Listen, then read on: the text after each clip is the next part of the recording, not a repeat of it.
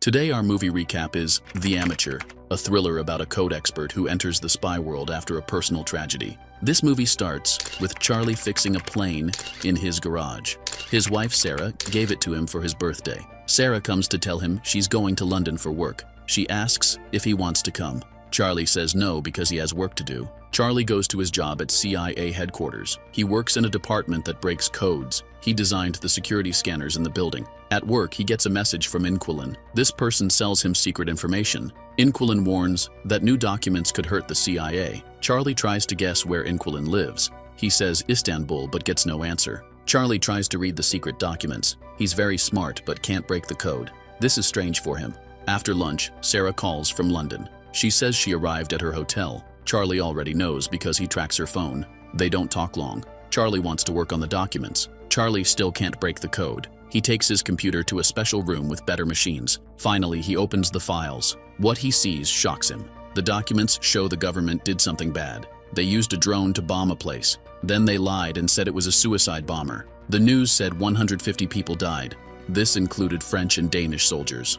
Charlie's boss Moore planned this. That night, Charlie calls Sarah. She doesn't answer. He leaves a message saying he loves her. Next day, Moore takes Charlie to meet O'Brien. She's the new CIA director. She tells Charlie terrible news. Terrorists attacked a London hotel. Sarah was killed. Charlie can't believe it. Moore shows him the news on TV. 4 terrorists entered the hotel. They took hostages and killed 2 people. Moore shows Charlie security video from the hotel. The video shows the attack. It proves Sarah died. Charlie is devastated. When Charlie gets home, reporters wait outside. They want to talk about Sarah's death. Police keep them back. A friend helps Charlie get inside. Next day, Charlie talks to Moore and Caleb. Charlie doesn't trust what happened. He asks how terrorists escaped London. The city has thousands of cameras. They also drove through heavy traffic. This seems impossible. Moore says they're investigating. Caleb tells Charlie to go home and rest. Charlie goes to the airport. He picks up Sarah's body and her things. At home, he opens her suitcase. Inside is a gift Sarah bought for him. Charlie cries. Charlie goes back to work. He uses a special computer to hack the hotel cameras. He also hacks street cameras nearby. He makes a timeline of what happened. Charlie shows this to his bosses. The terrorists stole a car in East London. They entered the hotel through the service door. They cleaned away all fingerprints and DNA. The terrorists were meeting a company from Indonesia. The company was called Impact Investments. Something went wrong. An argument started. A security guard got angry. A terrorist shot him. 1 guard died. Another was badly hurt. Hotel security heard the shots. They called police. The terrorists needed to escape. They went to a conference room. They took hostages. Sarah tried to help people escape. The terrorists caught her. Charlie used computers to identify the terrorists. He analyzed their faces and voices from the video. Their names are Mishka, Lawrence, Horst, and Gretchen. Mishka is from Moscow. Lawrence was in South African Special Forces. Horst is a mercenary. Gretchen worked in intelligence. Charlie sees that Moore and Caleb aren't surprised. They already knew this information. They tell Charlie they're working on it. They send him to see a therapist. Next day, Charlie hides a chip in his ID badge. He passes through security. The scanners don't find it. In his office, he prints secret files. He uses a device called a skimmer on the printer. This copies the files digitally. That night, Charlie goes to a bar. He stares at a jukebox machine. Next morning, Charlie confronts his bosses. He brings the printed files. He lists Moore's crimes. Moore bombed a hospital in Syria. He attacked an Allied base in Yemen. Thousands of innocent people died. Charlie threatens to tell the CIA director everything. He says he set up a dead man's switch. If he doesn't enter a code every 5 hours, the evidence goes to news organizations. Charlie demands things in exchange for silence. He wants CIA training. He wants fake passports. He wants cash and a gun. Most importantly, he wants information about Sarah's killers. After the meeting, Charlie goes to his car. The stress makes him throw up. In the office, Moore thinks Charlie is lying about the computer program. Caleb says they can't risk it. They decide to look for the program. If Charlie is lying, they'll arrange an accident during his training. Caleb's team tries to understand how Charlie stole the files. They think he used a skimmer on the printer. They check security footage. They see Charlie bought a magnetic strip at a store, but they don't know how he got it past security.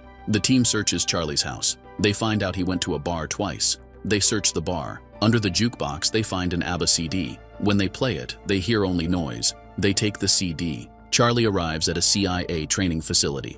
Colonel Henderson welcomes him.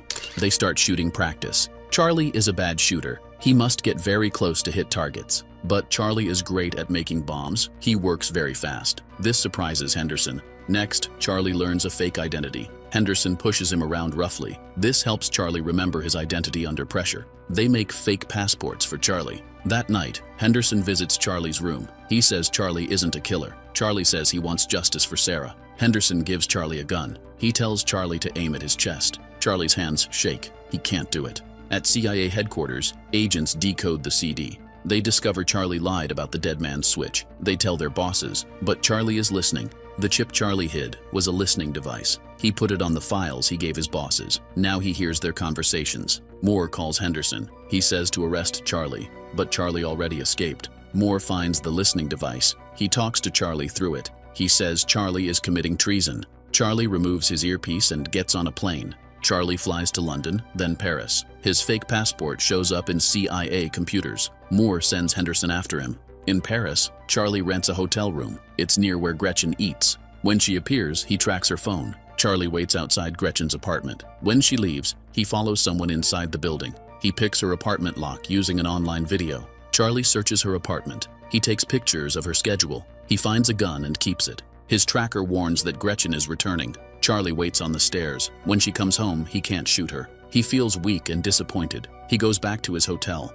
He pretends Sarah is there. Charlie looks at the pictures he took. Gretchen goes to the hospital often. He hacks her medical records. She has severe allergies. Next morning, Charlie buys many flowers. He waits until he sees Gretchen. He follows her to the hospital. Gretchen is getting medical tests. The doctor's computer stops working. He leaves to get help. Charlie enters dressed as a doctor. He locks Gretchen in a scanning machine. She panics. Charlie fills the chamber with flower pollen. The real doctor hears noise. The door is locked. He can't get in. Gretchen gets weak from allergies. Charlie says he'll help if she tells him where Horst is. Horst shot Sarah at the hotel. Gretchen can't talk because of allergies. Charlie opens the chamber. Gretchen pushes him against a desk. They fight in the room. They throw each other around. Charlie pulls his gun.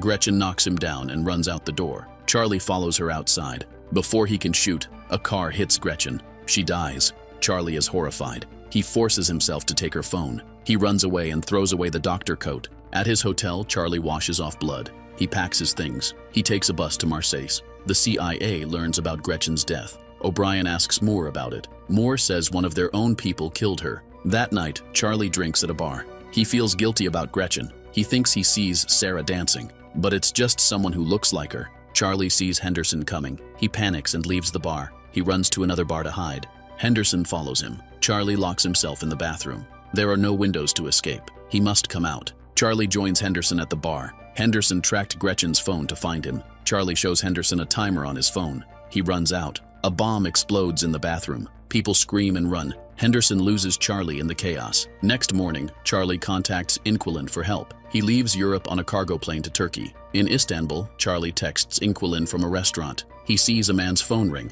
He tries to approach. A woman blocks him. She tells him to check his phone. Outside, she confirms she's Inquilin. Inquilin knows about Sarah's death. She makes Charlie hide his belongings. They plan to meet at a garage later. Inquilin drives Charlie to her home. She tells her story. She became a hacker 6 years ago. Her husband died. He was the original Inquilin. He was a double agent for CIA and Russia. The official story says he fell from a window. She knows he was murdered. At her home, Inquilin says she's tired of running. She's stayed here 3 years. If Russians come, she has a gun to kill herself. They discuss Charlie's case. Horst hires mercenaries for Moore. Lawrence sells weapons. Mishka posts everything online. They look at his photos. They see a woman with him. Using facial recognition, they find her Instagram. She's in Spain. Next day, Caleb tells his team to watch the terrorists. This will help find Charlie. O'Brien meets Moore. She tells him to stop unauthorized operations. Moore gives the same answer he gave her predecessor. O'Brien's assistant shows her a photo. Henderson is in Spain. Moore sent him without permission. O'Brien sends her own agent after Henderson. Charlie and Inquilin hack hotel cameras. They find Mishka's location. Charlie goes to Madrid. He stays at Mishka's hotel. Mishka swims in a rooftop pool between two buildings. Henderson tracks Charlie to Madrid. Charlie builds a device to catch Mishka. He hides it in the hotel. He follows Mishka to the bar. Charlie sees a suspicious man. Inquilin confirms it's a CIA agent. She also sees Henderson on cameras. She tells Charlie to abort. Charlie refuses. When Mishka goes swimming, Charlie confronts him. He asks where Horst is. He threatens to destroy the pool. Mishka doesn't believe him. He swims away. Charlie presses a button. The glass cracks. The glass breaks. Mishka falls to his death. Water floods the street. Inquilin warns that agents are coming. Henderson almost catches Charlie. Another agent attacks Henderson. They fight in a laundry room. The agent shoots Henderson. Henderson takes the gun and shoots back. Inquilin tells Charlie to run. O'Brien asks Moore about Charlie. Moore says Charlie is on leave for grief. O'Brien shows she has hotel footage. Caleb's team sees Charlie had help in the footage. They find Inquilin's messages. They discover the original Inquilin's file. They guess his wife took over. Charlie and Inquilin sleep near each other for safety. Birds wake them. They see agents coming on cameras. They escape through a hidden tunnel. Agents storm the house. The computer deletes all files. They reach the beach and get to Inquilin's car. A drone sees them. Agents chase with guns and boats. The car gets damaged. Inquilin is shot. Charlie pushes her aside. He keeps driving until he loses the agents. He kisses Inquilin goodbye as she dies. Charlie contacts Lawrence. He pretends to be an arms dealer. He buys electronics and goes to Romania. In an empty building, Charlie records his face. He hacks Berlin's security cameras. The CIA thinks he's in Berlin. Lawrence arrives at the meeting spot. He finds only a ringing phone. Charlie tells him to check a box. The box has bombs.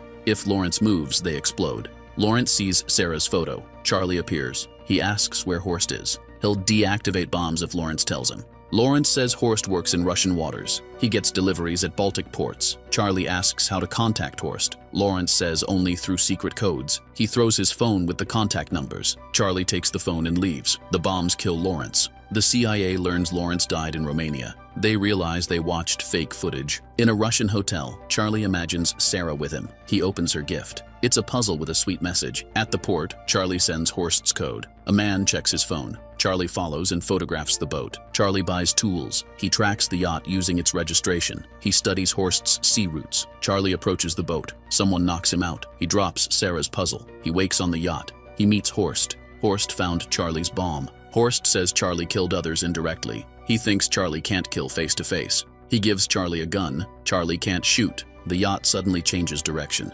The crew panics. Charlie reveals he controls the yacht. It's CIA property. Charlie worked on its security. He hacked it to sail to Finland. Finnish Navy and Interpol surround the yacht. They arrest Horst and his men. O'Brien holds a press conference. She announces they arrested corrupt agents using CIA resources illegally. Henderson tells Charlie he's proud of him. Charlie visits Sarah's grave. Then he goes home. He finally flies the plane. What did you think of this movie? Leave your comments below. If you liked the video, like and subscribe for more movie recaps. See you next time.